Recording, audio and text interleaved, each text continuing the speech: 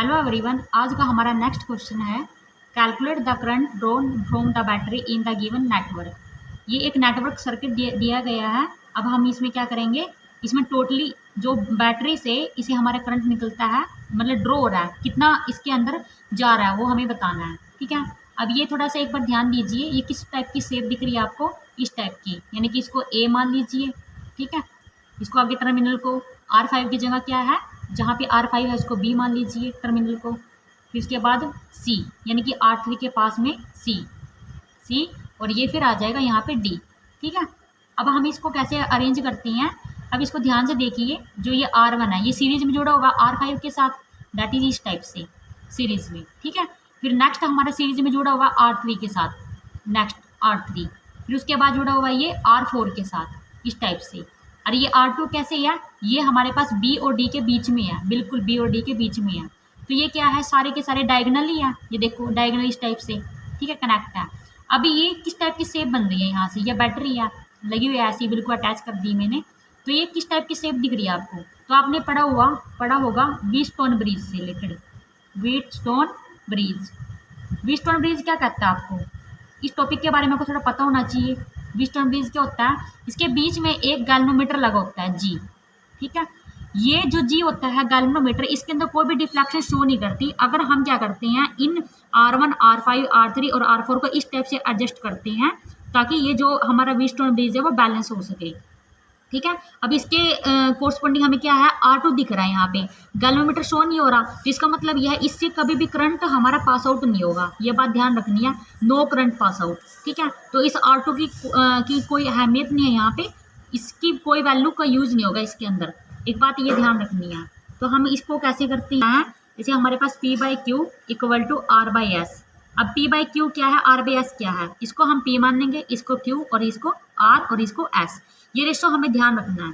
ठीक है, P/Q का मतलब क्या हुआ, R1 की वैल्यू क्या है यहाँ पे 1, और यहाँ पे Q की वैल्यू R5 है, R5 यानी कि 2 इक्वल टू R/S। R/S का मतलब ये R है R4 यानी कि 2 डिवाइड बाई S क्या है यहाँ पे R3 यानी कि 4, यानी कि क्या है ये 1/2 1/2। तो ये रेशो सेम है, इसका मतलब क्या है, हमारा व्हीटस्टोन ब्रिज क्या है, बैलेंस है।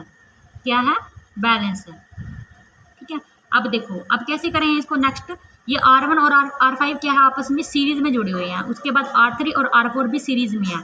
सबसे पहले तो ये पता होना चाहिए हमारे पास R1 प्लस R5 क्या है, सीरीज में, यानी कि इनको ऐसे प्लस करते हैं जब भी सीरीज में होते हैं, यानी कि R1 की वैल्यू क्या है 1 ओम प्लस R5 की वैल्यू कितनी है 2 ओम, यानी कि 3 ओम। ठीक है, उसके बाद नेक्स्ट R3 और R4 भी सीरीज में है, R3 प्लस R4 भी सीरीज में है।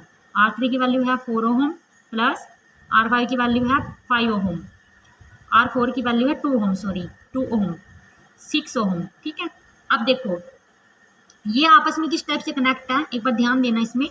जैसे हमारे पास ये R1 है, ठीक है, ये हमारे पास R5 है, अब आगे जाके इस टाइप से कनेक्ट है ये, यानी कि हमारे पास R3 दैट इज R4, यानी कि आपस में कैसे कनेक्ट है, ये पैरेलल कंडीशन में। ठीक है, पैरेलल में ध्यान रखना ये बिल्कुल। तो पैरेलल के लिए हमारे पास क्या निकालना होता है, पैरेलल की कंडीशन लगाते हैं। जैसे हमारे पास इस टाइप से होता है R, पैरेलल कंडीशन कैसे होती है, इस टाइप से 1 हमारे पास R सीरीज जो फर्स्ट वाला लिया है हमने, प्लस 1 R सीरीज, यानी कि फर्स्ट का नाम देते हैं इसको सेकंड का, यानी कि इसको टोटली फर्स्ट का जो सीरीज का आंसर आया इसको भी, इसको सेकंड का। ठीक है, तो हमारे पास यहाँ पे वैल्यू रखते हैं हम R पैरेलल के लिए, यानी कि 1/R1 सीरीज का आंसर क्या है 3 ओम प्लस 1/R2 सीरीज का आंसर क्या है 6 ओम। तो ठीक है, इसका एलसीएम लीजिए 6 2 प्लस 1 यानी कि 3/6, यानी कि वैल्यू क्या है 1/2। उल्टा कीजिए इसको, R पैरेलल की वैल्यू यानी कि 2 आ गई। ठीक है, R पैरेलल कह सकते हो या इसको R इक्विवेलेंट भी कह सकते हो। ठीक है, नो प्रॉब्लम, R इक्विवेलेंट दोनों ही सेम बात है। अब क्या करेंगे, हम करंट निकालेंगे इस बैटरी से, कितना ड्रॉ हो रही है, मतलब इसमें कैसे करंट था, मान लो हमारा यहाँ से करंट आई गया, ये I1 में डिवाइड हो गया और यहाँ पे क्या हो गया I2 में डिवाइड हो गया। टोटली यहाँ पे क्या ये I1 ही चलेगा, फिर यहाँ से भी ये I2 ही चलेगा। तो इस टर्मिनल के ऊपर टोटली क्या है, वापस फिर से I बन गया, I1 प्लस I2 मिलके I बन गया। ठीक है, तो हमारे पास क्या है वोल्टेज हमारा ओम्स लॉ क्या था, V equal to I R. अब हम यहाँ पे क्या EMF यूज कर रहे हैं, तो वोल्टेज की जगह पे हम क्या करेंगे, use epsilon equal to I R. ये epsilon by R, epsilon by R that means 4 volt divide by 2 यानी कि 2 ampere. Thank you so much.